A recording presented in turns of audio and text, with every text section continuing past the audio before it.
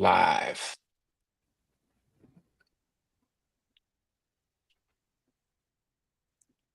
All right, welcome to Off the Wall, everybody. Thank you so much for taking the time to be here. We got a really good show for you this week. Had some IFL action to talk through, and I'm excited to chat it up with a couple of guys who are familiar with the IFL, and I'm excited to pick their brain a little bit and see. Wait, Trey. Hey, no. This is not your pod. This is my Wait. pod. This is the Unphazed pod. Oh, I thought I was. No. This is the I clicked the wrong link. That's what it. Yeah, that's on me. That's on me. You can't host. I'm the host. You can't host. I don't know. I thought. Whatever. Let's get into that. That's on me. You know what? I'll get out. All right. No. Get I'm unfazed. I'm unfazed. Yeah, I'm unfazed. I'm unfazed. Yeah, I'm unfazed.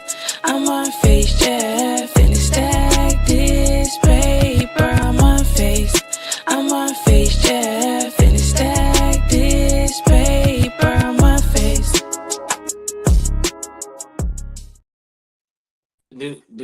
Do I detect a little tension? Little tension? Yeah, I just didn't know what was going on there. He just tried to come over and take over, so we handled it though. We figured it out. We're good. We're all set now. All right, look, because I was confused at first. I'm like, yeah, I didn't know what was going on. Are we the guests today? I didn't know, but everybody, welcome to the Unphazed Podcast, the number one motortainment show in the world, where we do our best to show you how to stay unfazed in this world that will definitely try to phase you. You know, I'm here as always, as Trey kind of tried to take over there, but I'm the host, your unfazed sensei and chief motivator phase. I'm McClurge, always here with Real Deal McNeil, and you guys need to buckle up. Because today's episode is giving like major old school Disney Channel crossover energy. You remember those moments where the two worlds collided and magic happened? That's exactly what we got going on right here. The Unphazed Podcast. We're teaming up with Trey, the mastermind behind the Off the Wall podcast, the show that's been holding it down for the IFL, the Indoor Football League, breaking down matchups, spotlighting rising stars, and giving fans the kind of deep dive analysis that turns the casual fans into die-hard IFL fans. Trey's interviewed some of the IFL's biggest names from, everybody, and he's built a platform that's become a true voice of the league. And today, we're bringing the same passion, the same insight, and the love for the game into our world. So, Trey, I appreciate you so much, brother, for being here. It's going to be a great one today. Yes, indeed. I'm very excited. I appreciate the invite, like I told you guys, and I'm ready to talk it up with y'all. Yes, sir. Yeah, man, what's going on? How are you, though, man? How's everything going with you? It's been good. It's been a busy 2025 arena and indoor season with a bunch of leagues going on, and no shortage of shenanigans and things and stuff happening all across the whole landscape. So we're coming down on the back end of it now. So finally have some time to breathe a little bit and kind of like, okay, let's recalibrate. Let's see where we're at. Let's finish strong. So like I said, I'm excited to chop it up with y'all. And it's crazy because I don't know, like for myself, I'm just giving you my opinion on the IFL. Like coming into the IFL, of course, my journey, I went to Cornell, went to Indiana State, went through my pre-draft process, ended up not getting drafted. There was a point in my mind, I was like, there's no way in heck that I'll ever play arena football, like indoor football. Like what is that? Like arena football, hit a wall. That's not even real football, man. But then I got there to the Frisco Fighters, man, and the indoor game is probably dang near more exciting than the NFL or these other leagues sometimes, Trey. Yeah. Where, or matter of fact, where can you go where you can be eating popcorn, nachos, and a player fall in your lap? They don't need that. That's like unseen, unheard of. You like, oh, this my dream. You know what I'm saying? I'm catching touchdowns over the wall. I'm into drinks, pouring beer on me. Oh, like it's crazy. It gets like crazy. Celebration, everything, and it's all to the T. So yes, man. Yes. So Trey, tell me, why did where did that because a lot of people don't even know. Like for me, I didn't even know about the IFL specifically. I heard of arena football, of course, but like for you started a podcast, a show surrounding the IFL, something that a lot of people don't even know of. So what made you do that? What was the inspiration behind starting the Off the Wall pod? Yeah, so I grew up in Orlando, Florida, and I was a big fan of the Orlando Predators of the old Arena Football League, and they were one of the best teams in all of arena football for decades, and they were the premier event in Orlando for a little while. You know, we got the Orlando Magic, but they go through their spurts of just being, you know, not very fun to enjoy. So Predators games were really exciting. And I remember the days of going to those when I was 9, 10, 11 years old with my father. We had season tickets. We'd go to all the games. There'd be 10, 11, 12,000 people packing the old TD Waterhouse Center before the current Kia Center. And it was just a super exciting time. And the sport itself was just it was so exciting. Like, it was something where, like, the worst seat in the house at an arena football game was closer to the action than the best seat in the house at an outdoor football game. And it was a fraction of the price too. So it's just something where it's like, it's a super exciting game. And I kind of lost touch with it. I went to college, you know, started to figure out what my adult life was going to look like. And then I was clicking through YouTube one day and I saw the IFL and I'm like, indoor football, like it's been a minute. It's been a minute since I checked that out. So I dove into it and I was like, what have I been doing? Like, this is awesome. This is great. So where Off the Wall comes into play was I dove back into it, started like rediscovering that love for the sport. I was looking for a show that, you know, dove into the sport and to the level that I do now. I was looking for it and I couldn't find it.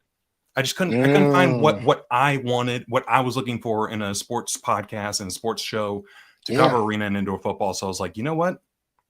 If I can't find it, let me start it. Let me give it a shot. Let's see if I can supply to the world what I'm looking for. So I gave it a whirl and just kind of got started. Didn't really know what I was doing. I was like, you know what? I'm just going to hit record and see what happens. And I love that. It's been building. Yeah, now, it's been fun. That's the best way to do it. Now, Trey, so I guess I'm a little curious myself. What's the sports background for yourself? You know what I'm saying? Was Trey always on the other end of the mic, or, you know, did Trey double and dabble on the field a little bit? You know what I'm saying? Any Pop Warner Day highlights you want to talk about right now? Man, I gotta say, I love football, but football hasn't really loved me. I tried playing organized football a couple times, and I broke my wrist twice in 6 months. Wow. So I was like, you know wrap what? it up. Yeah, I'm like, I'm good. Trainer! I'm good. Yeah, so I'm all set. So I love the sport. I love covering it, and every now and then I'll throw the old pigskin out in the yard and, you know, participate in the flag football league here and there. But yeah, for me, it's a love for the game, and I feel like I'm pretty good at talking. I feel like I'm pretty good with the pen as well when it comes to blogging. So I'm like, you know what? Let me support the game how I can. If I can't be out there, you know, throwing tutties, let me hop on the computer and do my part to help grow the game. Yeah, that's awesome, man. And I think that was a gem for like everybody, and just even for me as well. Like, because a lot of things, it's like you were saying, transferring over into that adult life. You're trying to figure out, hey, what is it that I want to do? What's the passion? Yeah. What kind of and energizes me to get me up? Yeah. A lot of people, they sit in that trying to figure it out for way too long, and you just say, hey, man, I found this thing. I like this thing. I started recording. And I'm like, that's with everything. That's the same way we started this podcast, man. So that's why I knew once LJ was on the podcast and we had kind of connected a little bit, I was like, man, you're a person that I definitely want to connect with, because the podcast space in itself is a different beast than other people see. Because like we were talking about before, this is like, people think this is the easiest part right here, just chopping it up, having a good time. But to make a good show, you want to make a great show for people. You want to cover, you want to make sure you know what you're talking about. You want to make it a little bit entertaining. You want to have good guests. You got to have the foundation. Exactly, man. So kudos to you, and definitely want to give you your flowers for everything that you've been doing with the Off the Wall pod, and have how much of a monster it is for the IFL, because they come to you. You know what I mean? They're coming to you for the info. You know what I mean? So that's huge. Yeah, when I started it up, I was like, man, who's going to want to listen to me? I'm like, no, I just feel like I'm talking into an echo chamber right now. But I was like, you know what? Let's give it a shot. Let's give it a fair shake. And I got to give a shout out to Justin Rankin. He was my first guest on the show. And so he's coming on next week. That's awesome. I'll be tuned in for that. But yeah, Rank, man, we had connected on social, and I was like, hey, so I kind of have this show. It talks about indoor, and like you're kind of in that space. And he was like, yeah, I'll do it, whatever. And so like getting him on the show gave me some instant credibility within the indoor football community. And I was like, okay, I've got something here. So a big shout out to Justin Rankin for hopping on and dedicating 30, 40 minutes of his time to just talk about his career. And it really helped get things started on my end. And that's a man right there, you know what I'm saying, of prime dedication, Yes, balls to the wall football. He's doing real good things up there in the CFL. So it's just been amazing to not only be a teammate to him, but also be able to watch his growth just in the short stint that I've known him. So shout out to Jay Ray, man. Yeah. 100%. And I want to ask you, Trey, with all the, I know Justin Rankin was your first interview. Do you have like, you don't have to say like a favorite, but like a top interview that you've done that's some that have stood out for you, like on this podcast journey that you've had? Yeah, there's been a couple. Like the cool thing about arena football is that I don't think people realize the history of the sport. Like, do you guys know when arena football was like started conceptually and like when it became an organized league? No, when? So, believe it or not, it was created in the early 1980s. What? Yes, it was created in the 1980s by a man named Jim Foster, who worked in the NFL and with the USFL as a like executive with the league. Wow. And he went to an indoor soccer league game at Madison Square Garden. We can do this. And that's pretty much what it was. He was like, why? They're playing this soccer indoors. Why don't we just play football indoors? And he wrote down the idea on a napkin, as all business ideas that's usually start. Yeah, so that he started in the early 80s. The USFL folded in the mid 80s, and he was like, this is the time.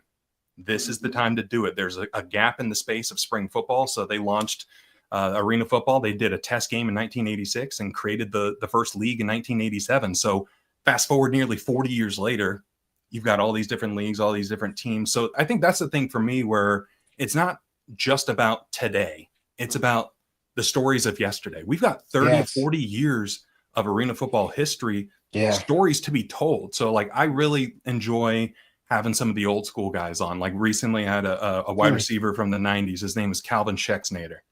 He was a name, boy. He was a monster at wide receiver. Oh, you gotta be with that name. Yeah, exactly. Yeah, and I just love chopping it up with some of the old school guys, but then also giving some of the guys currently playing a platform to tell their stories. Just because that's one of the things I've discovered along the way, where it's like there are so many stories to be told, and these players, these coaches, the people that make it happen behind the scenes that you never see their face.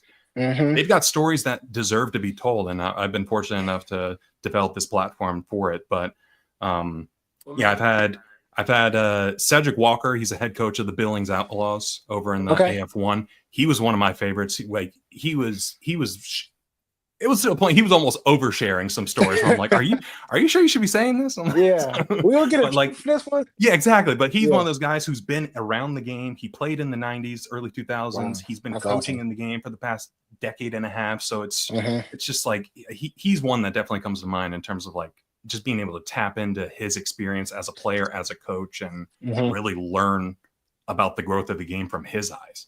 Yeah, 100%. And I think it's pretty cool too because come on, we listen to Off the Wall, man. I love it. I think it's pretty cool too that just the stories within the IFL, because I was talking with I was talking with everybody about this. If we had like I don't know, what do you call it? Like, what is it when they do the beginning of the NFL football season when they follow a team? What do they call that again? I don't know why I'm blanking on that. Hard Knocks. If they would have done a Hard Knocks of the Frisco Fighters the first 2 years I was there, it would have been the biggest thing ever. It would have been better than any NFL team. That may be anything, whatever it is. So I was so mad because I almost did it. And we actually had like somebody there for I think the second season for like the first couple like weeks or whatever it is, but the stories and like the drama, like everything that was going on behind the scenes and just getting all the way to the playoffs, like the IFL, that was probably one of the most interesting seasons of football that I've ever played because it is also NFL length season. This is a full 17. Right. Like, so this is real deal. Like people are beat up. And you're hitting the wall. And my thing is in the IFL, the amount of times you're going to not get hit on a play is slim to none. In the NFL, you can take a play off. You can do a little block here if you want, kind of stay out the way. But in the IFL, you can hit in the wall, you hitting the ground, or you're hitting another player. And there ain't no way around it. It ain't no escape. Ain't no out of bounds for real. Like, that's how it's going to come. So, but, you know what I'm saying, at the end of the day, the IFL, I think, honestly, there's some things that, the league, the NFL being a league of testing new things and seeing how new things work. The IFL got a lot of great things going on that, you know what I'm saying, you're just not going to get anywhere else. The way the interaction is from the league to the players to the fans, like that's the most interactive sport I've been able to watch, be a part of. By far. And you know what I'm saying? Like from the coming down and making sure you signing and meeting the fans, just showing the love and appreciation after the game, to, you know what I'm saying, the getting the media days, the pictures, the walking in, and then the atmosphere during the game, how close you can actually get The catching proximity. a touchdown, throwing the football on the, like, you know what I'm saying, making some little kids dream. I remember one of a great memory of mine, something that really hooked me at the time when I was a kid, is going to believe it or not, it was a CU Buffalo game.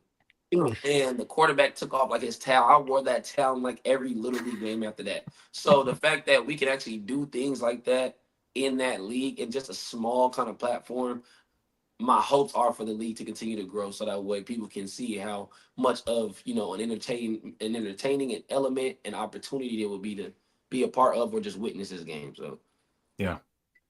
100%. And Trey, I wanted to talk about something as well. Like we kind of touched on it a little bit, but like for your podcast and just like the journey of your podcast, I've always wanted to, like, this the first time in Unfazed history that we've had someone that has had another podcast on like here. crossover. And yeah, exactly. The old school Disney crossover. We're finna get that to y'all right now. But like starting your podcast, understanding like the work that actually goes behind it. Because you said you just started, you press record, then you probably figured out like, okay, if I want to continue to do this, or sometimes you probably feel like, man, is this even the right thing to be doing? Like you said, is anybody listening? What was that process of like building, like, and still continuing to build the podcast, get listeners, posting content, and all those things? Tell me a little bit about that.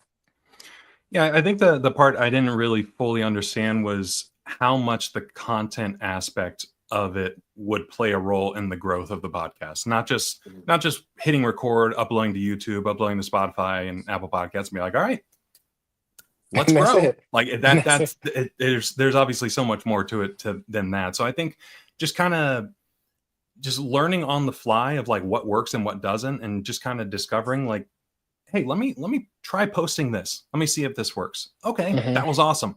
Let me see how I can replicate that success. Yes. Or I've had a lot where I've posted some like, this is gonna crush, and I'm excited, and it falls flat. So I'm like, it's just a constant like trying new things, seeing what works, seeing what doesn't, and kind of going from there. But yeah, it's a lot. I don't want to say difficult, but it's a lot more work than I think people would realize, being as consistent with it and being as disciplined with making sure you have one every week, making sure that, all right, I'm dropping the podcast on Thursday. I need a clip that highlights a good 45, 50 seconds of the podcast to get people to click on it and, you know, and go watch the full thing. But then I got to come up with another one to post on Saturday before the game starts. So it's like there's a lot more to the scheduling of content and just figuring out what will resonate with people than I think people will realize. But it's been fun learning along the way and just figuring things out on the fly. 100%. And go ahead, Eman. I was about to say, one thing I want, because I know he is another reputable source of, just like ourselves, me and you, Phaz, when it comes to something like starting a podcast. I know over time, the episodes you shot in and everything like that, you've improved your equipment over time. But if you can give us kind of like just a small take on what you started with, because as you can see, we're on phones, ring lights. Like, people don't understand it doesn't take much to get this going, and we are advocates of preaching of, if you want to accomplish something, or if you even want to see progression, just get started, get going. You don't need this high-tech equipment just right off the rip. Now, if you have it, great. You can fix it on the way. You know what I'm saying? But I'm sure your setup, just like ours, wasn't as what it is now. And it is probably continuously growing. But what was that? What did that look like a little bit when you first got going? Yeah, I was fortunate when I started because my wife is a photographer. So she has a couple of cameras. So I was like, hey, can I use one of those? Like, let me borrow one of those. So it was a learning process with that, where I'm like, I don't know how to work this thing. Let me just hit the button and kind of go. But over time, like you said, I've just kind of, like, if you go back and watch some of the first episodes of the podcast, it is very dark because I'm like, I got a light in my room. That's all good. And that's enough. That'll work. That's enough, right? Yeah. And then I look back and I'm like, oh my God, how naive I was. So I think that's one of the biggest things for me, is that I have a light like right here. I have a big light like right here. And I think that's something that people may not realize is a big deal when it comes to setting up. Like you said, look, a ring light, Like right now, I'm just going off of my MacBook camera, and it looks pretty good because the lighting is A1, right? So it's like you don't have to go out of your way and buy this expensive camera and do all this and do all that. Like you could probably get away with good lighting and kind of go from there. But I will say, the moment I got this neon sign on the wall, that's fine. No, that's fine. I'm ready now. Catching my eye. That was the moment where I was like, okay, he's like, this is real.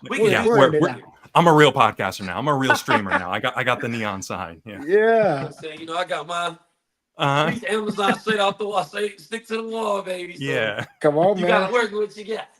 Yeah, for you gotta work with what you got, man. That's dope, man. Because I think it is cool just to see like the progression of because it's a business. At the end of the day, it is something that we're creating, we're starting, we're trying to develop, and of course, we want it to be as big as whatever. But the main thing is like the purpose and having the passion behind it. And you found something that was like, okay, the IFL. The coolest thing about your podcast too, that is like we're still trying to figure out the Unphased podcast is like you have a niche.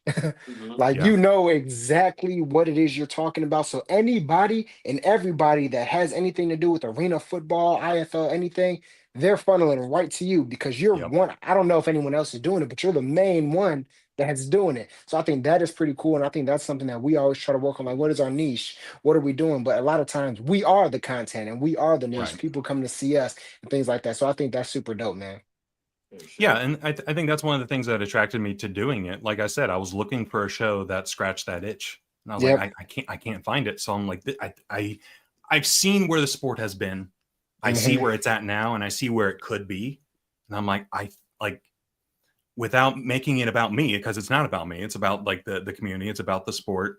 I think I can help get it, like, do my part to get it to a new spot. So I think I've been doing a decent job with it. I'm excited to see how it grows, especially in this era of social media and streaming. I just feel like there's a lot of missed opportunity with teams, with leagues. There's so much that all these teams and leagues could be doing better. Yes. And are you doing any live streaming or anything like that now? Yeah, I do some. Yeah, I do some live streaming. Yeah, I do some live streaming. I do this thing called the turf tapes. So we'll watch an old arena football game, and I'll have a guest on, and it'll be very similar to this, where we'll have the game playing in the background, and we're just talking shop about the sport, talking shop about the game itself, and it's been really fun. So I think I've done about 11 of those. Probably be doing one this week at some point. Just got to figure out when it works out best. But it's been fun being able to chop it up with other folks in the arena football community, get to learn about their fandom, get to learn about their involvement with the sport. And like I said, the stories that can be told, they go beyond the field.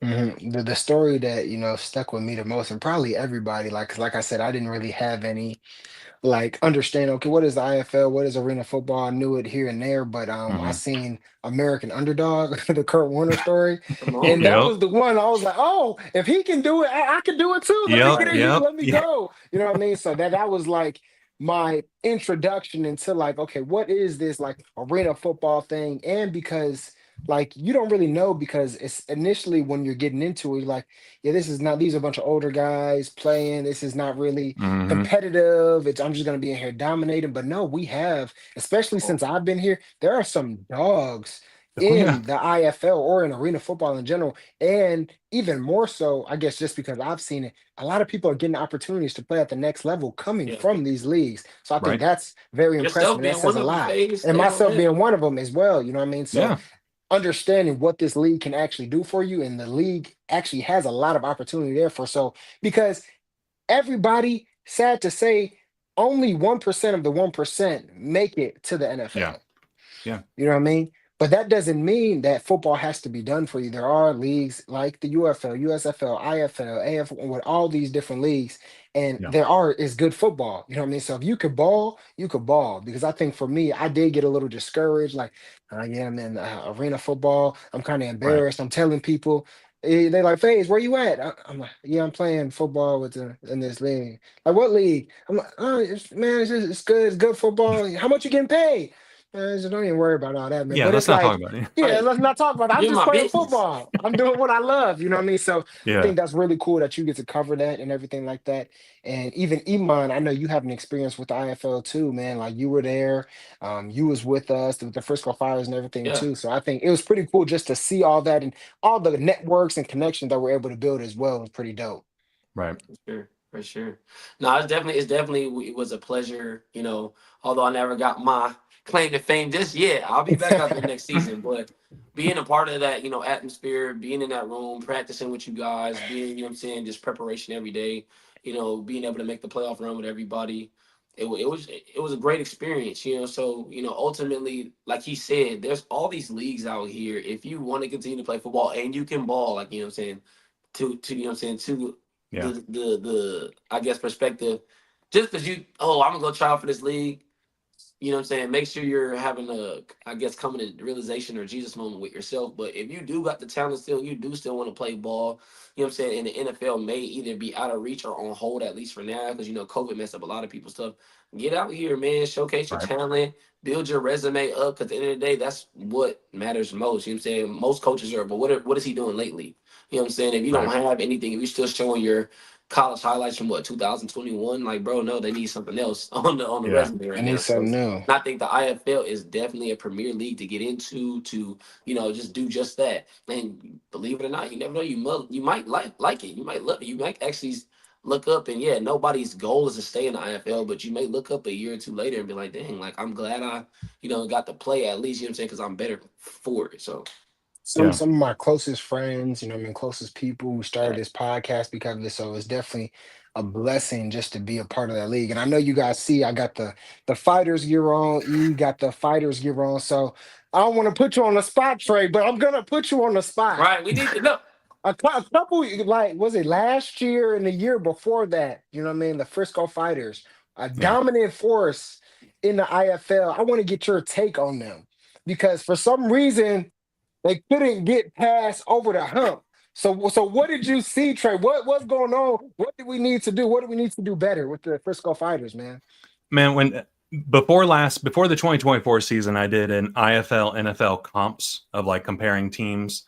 And I was like, you know what? The Frisco Fighters, they're like the Baltimore Ravens, where they absolutely dominate the regular season, but then they might trip over their own feet in the postseason from time to time due to this or that. But yeah, Frisco was a fun team to watch, especially with TJ doing his thing at quarterback, and it seemed like no matter what, like the curation of talent that came through those doors, it just always seemed to work. And like I said, super fun teams to watch. And I know last year in the postseason, I was like, come on, guys, let's go. This is the one. This is the one. Yeah. So yeah, I thought Frisco was a very fun team. I'd love to see them get back in the fold. Not sure how realistic that may be due to some off-field stuff, but they were one was. I'm gonna keep my tabs on this. Uh-oh. I got a few sources. Okay. Fingers crossed. All right. Yeah. I'd love to see him back. First, I think Frisco was a very cool brand, a very unique part of the country that is a football hungry. Like, I don't have to tell you guys, you guys were there, you guys lived it. So yeah, I think something in the Frisco, Dallas, Fort Worth area, the next franchise that pops up there is going to, I think, pick up where Frisco left off. Yeah, 100%. And what is about so this season, overall, this 2025 season, what is your like analysis of kind of this season? Like, who do you see? I guess you can't even say because you always see Frisco like, hey, we finna who's in your take it to the top, but who's your overall top from four? you. Yeah, so what do you have? What are you seeing from the teams, the guys this season? Any players standing out to you? Any teams? Yeah, I've been a big fan of the Quad City Steamwheelers this year. I think they are a very fun team to watch. And especially when you look at the quarterback position, Daquan Neal is just so dynamic and he can take over a game at any point. And he's one of those players where his presence is felt on and off the field. He missed 2 games this year and they lost both of those games. So he's 10-1 as the starting quarterback and they're 0-2 when he's out. So when he's in there, he's usually cooking and that offense usually works. And defensively, I don't think they get enough respect for the work that they do.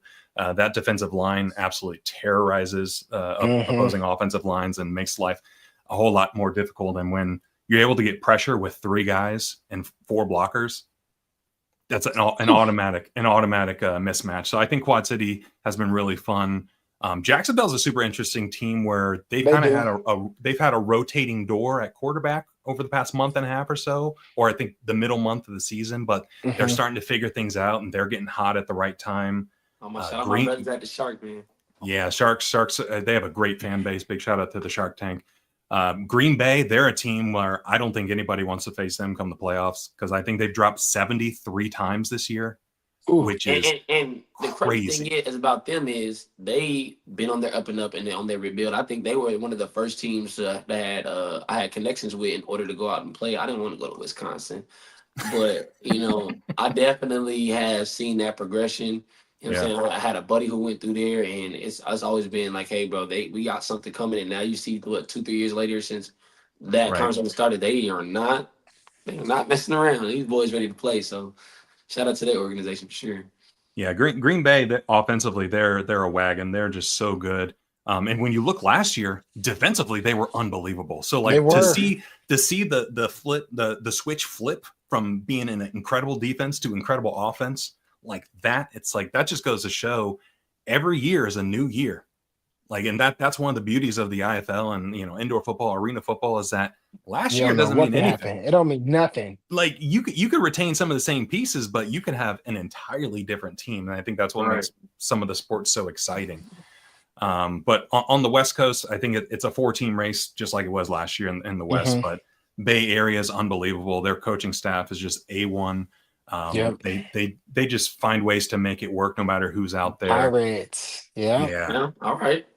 Yeah, and then I really like what Vegas has going on, the Vegas Nighthawks. I think offensively they have one of the most dynamic groups. When you look at Antonio Wimbush, Quentin Randolph, like all these guys, CJ Wyndham, they've got guys all over the field. So when it's clicking in Vegas, they're a team where I'm like, oh boy, stay out of their way because they're going to be a buzzsaw sooner than later. But yeah, there's so many teams in the IFL. It's not like it's a 1 or 2 team league. Like you can make a legitimate case for 10 teams to win the championship, and that's incredible with 3 games left in the season that you can make a case for that many teams.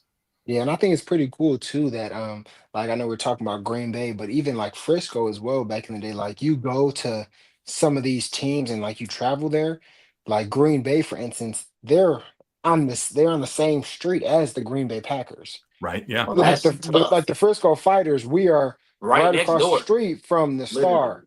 You know what I mean? So like you have a good game, your name is buzzing around that like you're going to get found out. So I think it's pretty cool to see a lot of talent coming from these teams, and it's like just the opportunity there as well. So there are a lot of great teams in the league, and like you said, like going back, I don't know, we keep going back to the Frisco Fighters, but like, hey, gotta go back to home. One of the best teams, you get to the playoffs, then you go against a team like the playoffs completely different. So it's like, it's so interesting because anybody could take it at any given time. A dog can be beat on any given day. You run back the playoffs 10 different times, you might have 7, 8 different winners. Like it's just like it usually comes down to like 1 or 2 plays is the difference in a team advancing or a team getting eliminated. So it's super exciting, but in order to get there, you got to win some games. You got to make the dance. So I think we'll see some teams clinching over the next couple of weeks, and we'll get a little bit more clarity on the playoff picture. But yeah, it's a super exciting time in the IFL. Yeah, and IFL, it's also exciting because it's like once you get there, like I still played there 2 years, I still don't know all the rules. Like I still don't know what's going on. Like I think I didn't even know what a deuce was until my second season. I was like, what is going to? Yeah. Like he can keep doing that? No, that's true, man. Like what's going on? They just got 8 off that last one. Nobody went for a conversion. Yeah. The best is when on the opening kickoff, neither team has touched the ball and it's 2-0. Right. Like, come on, man. What's going on? So that's a cheat code, too, if you have a good kicker, because all the kickers can do it. So it's like, we have one that can do it. It's like, that's a big swing in the game. Now, you go from 6 points to getting your regular conversion, and then you can get 7 to 8 points, 9 points just right there. So, and that's what I love about, the indoor game, too. We love our powerhouse defenses and our stops, but, who doesn't love a good touchdown celebration dance? Phase, you're notorious for a good Michael Jackson or something. Got so, it keeps the game more exciting, more entertaining. You get to watch more celebrations, more positive things happening until your team gets beat. But, other than that, it's very, very much this league knows what they're doing. They're very much understanding of the task at hand. Yeah, and I think it was even cool too that they like this year they switched over to the IFL network, I think it's called, like instead of Big going big from time. YouTube and going into that. Did you know kind of like I don't know if you know part of the business behind it, but I think that was kind of a big move trade, just them doing that. And I wanted to ask you about like where do you kind of see the growth of the IFL in itself? Because it's changing dramatically. A lot of things are Mhm. growing, like a lot of players are like I see dudes that aren't getting drafted or that played in the NFL. They're like, okay, I don't got nowhere to play. Okay, let's go to the IFL. A lot of talent is Right. coming into the league. Yeah, the IFL network was a little divisive before the season with how they rolled it out. I think anybody associated with the league can tell you they could have done a better job of 100%. rolling it out. And the IFL network itself is pretty good, like all things Hmm. considered. No But fact. I think paywalling it, I think that might have been a bit of a misstep. Hmm. Truthfully, I think Yeah. there was an opportunity for them to at least have some level of, even if it's not free, make it a freemium type thing. Like, hey, Yes. you get one free game of the week, but you got to be subscribed for the rest. I Yes. feel Yes. like there was just a missed opportunity there where Yeah. paywalling 100%. every game, it was like, all right. I think back to me, like when I told you guys how I rediscovered the IFL, I was clicking through YouTube Exactly. and I found it. You're So losing a lot of now people just you discovering the league. exactly you're losing that organic reach of people Right. stumbling Like, on not it. that, like So I want it's to check it out, but I gotta subscribe every week. I gotta pay that week. Yeah, exactly 'cause well my mom missed the first game because she didn't yeah, know where I was like, I don't know where to find it. I don't know what's going on. You They missed did it? me but wrong because the first game I watched was free. And like the yeah, Uh-huh. season opener game was free. Then after yep, that, I'm like, hey, we gotta pay this week. All right, I don't mind paying. Then yeah. we paid that week, but then when we paid the next week, I was like, all right, no, And hey. that's the thing. Like price wise, it was a good deal, all things Yeah. considered. Like Definitely. I think it was $30 for the whole season or Mhm. $10 a month. So that's Hmm. not bad considering, there's 100 games or however many games there are. You break it down, it's like what, Hmm. 28 cents, 29 cents a game. Like it's pretty good from the price point. But again, But you just don't want to hurt the putting growth, actual growth exactly and discovery of the actual league that way. that's the thing. Like putting any sort of barrier to entry Yeah. isn't great for something of this level. So I think that was a bit of a misstep, but yeah, we'll have to see how it works out if they end up renewing it for next year. I would imagine they Hmm. would, given the investment Yeah. into it, but I would anticipate some type of adjustment And because the they quality sometimes was sketchy too. I was watching some games, it yeah just went off. Or this commercial was going for 30 minutes. I'm like, I know halftime ain't that long. Like, what's going on? Mhm. And I come back, it's almost the end of the third. I said, hey man, like yeah what's going on here? Yeah, yeah so there's been some hiccups here and there, but overall I think it's been a good first year of the network. I'm looking forward to seeing how they continue to grow it.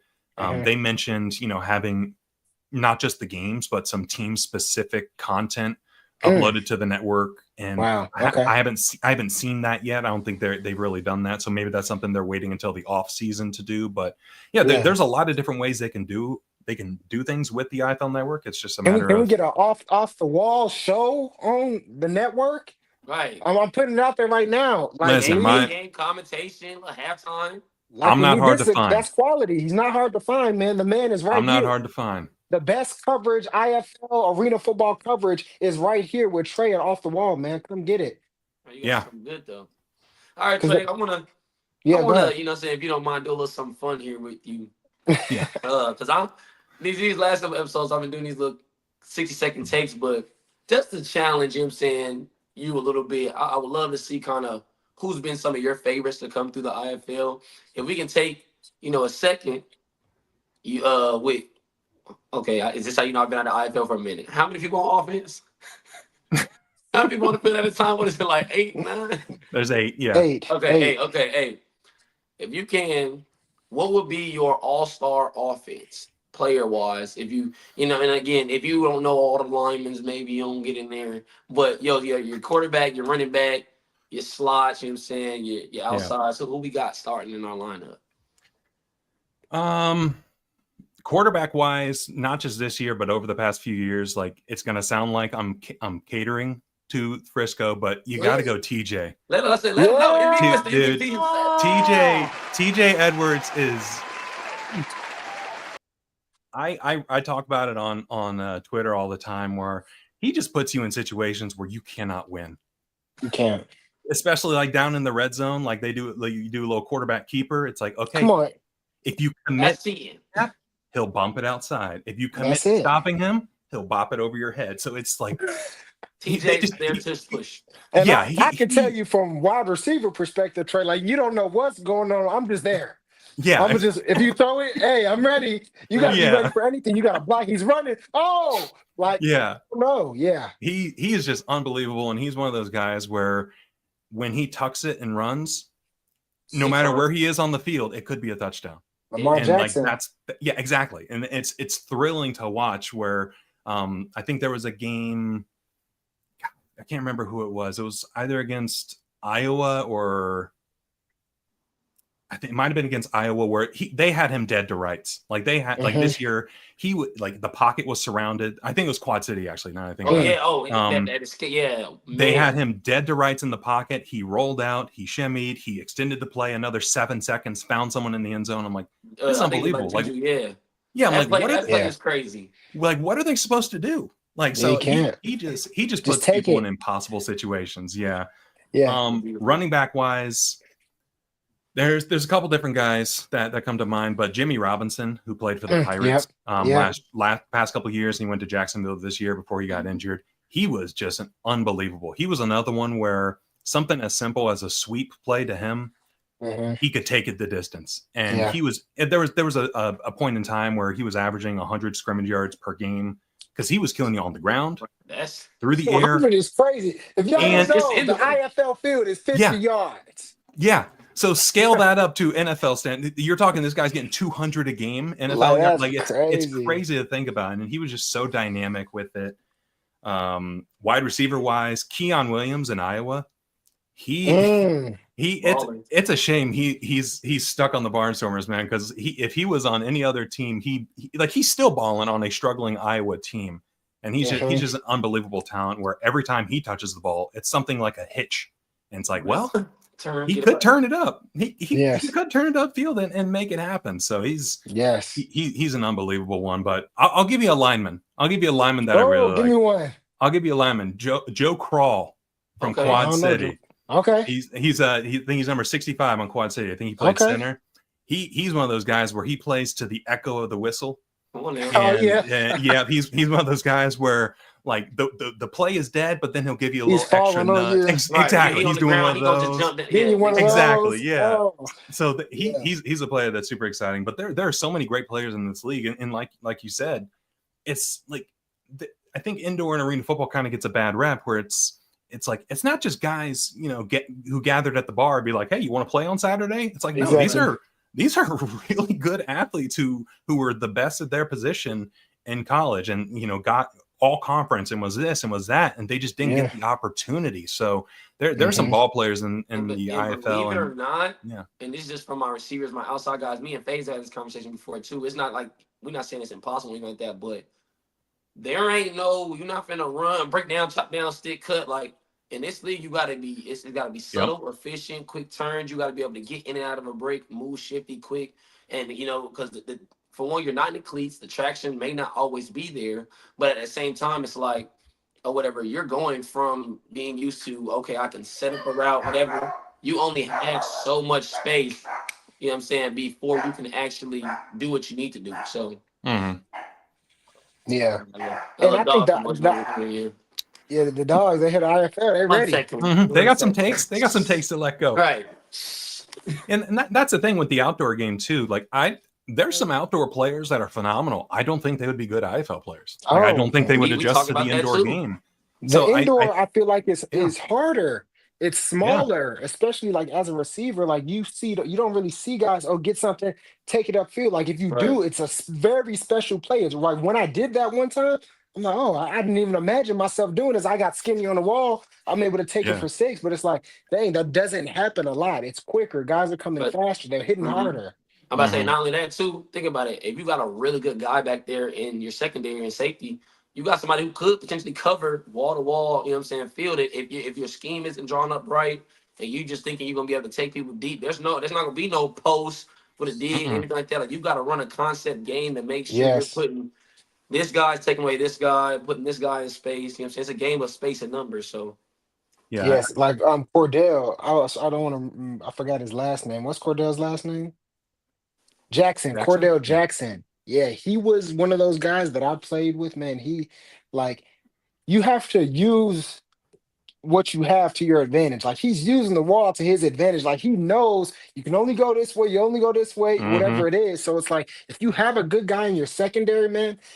Well, if you have a good guy in your secondary, a good leader, a good sort of defense at all, and the defense could put up some sort of points, Oh you're yeah, dominating. You're Oh dominating yeah. yeah. because it's an offensive driven game.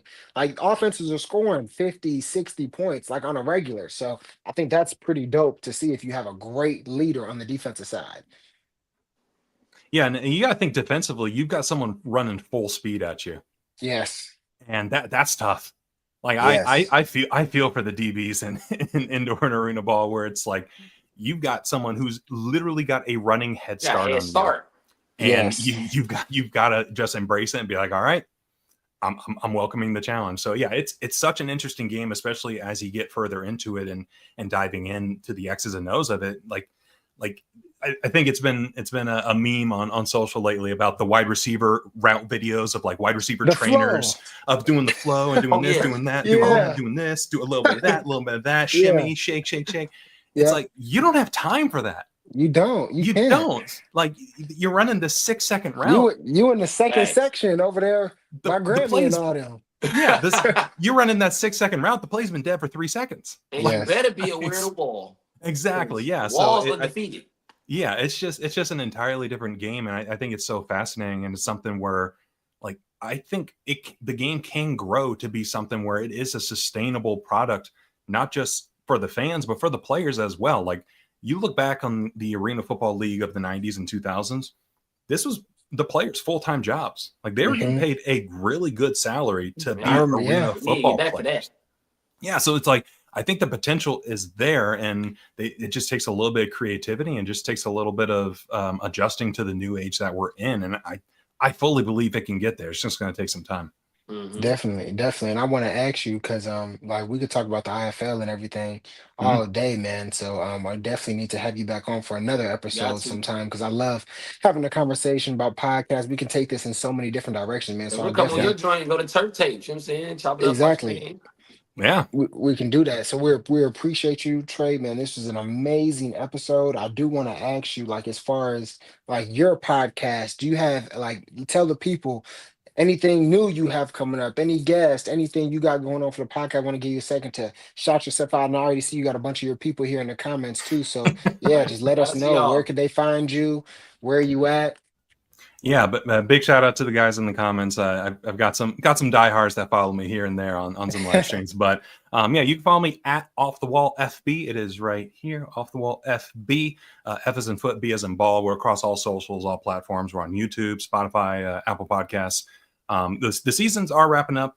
Some of the AF1 and NAL seasons are done, but the IFL is going to be wrapping up here soon. But we're going to be making some content throughout the off season as well. So we're not going anywhere. We're going to keep this thing going. But yeah, it's something where we've got some episodes of turf tapes planned.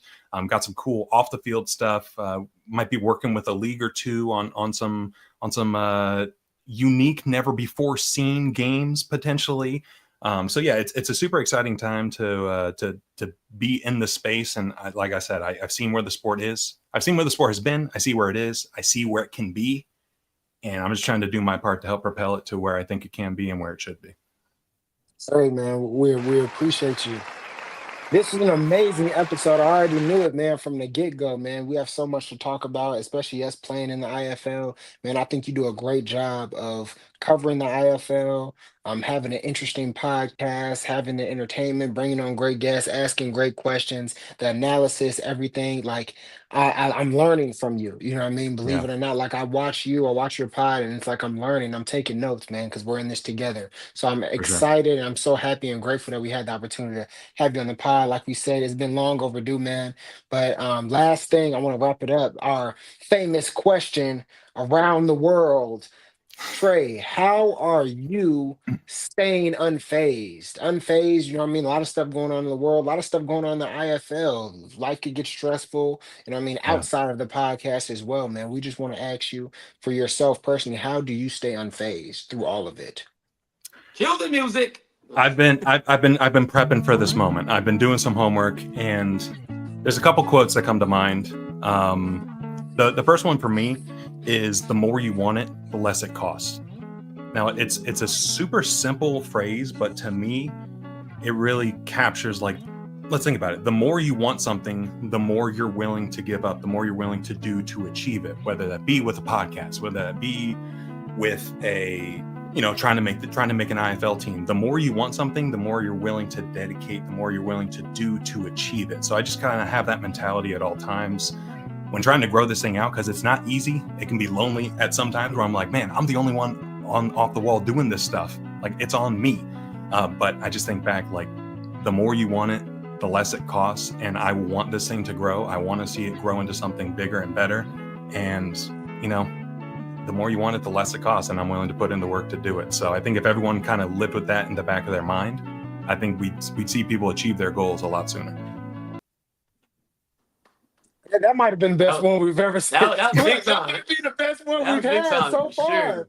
And I love that. Appreciate that. Hey, everybody, we have Trey Sofka of Off the Wall Pod. Please go check him out on all platforms. This was one of the best conversations of the 30-day. I don't even know what day we're on anymore. I'm losing count. I think it's day 7. Day 6. Day 6. Day 6. We started on the 1st. It's July Yeah, 1st. whatever it is. But we have Mr. Trey Sofka on the pod, man. I appreciate you so much, man. It's been a great episode. Please tap in with us. Please tap in with him on all platforms. 30 days Unphazed, day 6. We got a lot coming to you soon. Stay Unphazed. We out of here. This special episode of Unphazed Podcast is brought to you by Blaze Pizza. At Blaze, you can get your own personal customized pizza with endless pizzabilities. You want keto? Blaze gotcha. You want vegan? Blaze gotcha. You want that gluten-free? Blaze most definitely gotcha. How you want that meat on top of meat on top of meat? Hold on. Cut that. What? Blaze gotcha. Hi. Get a special deal when you tell them Unphazed sent you. Enjoy delicious fast fire Blaze Pizza and much more. Unphased deal, only good at these varying locations. Unphazed. I'm unfazed, yeah. Finna stack this paper on my face.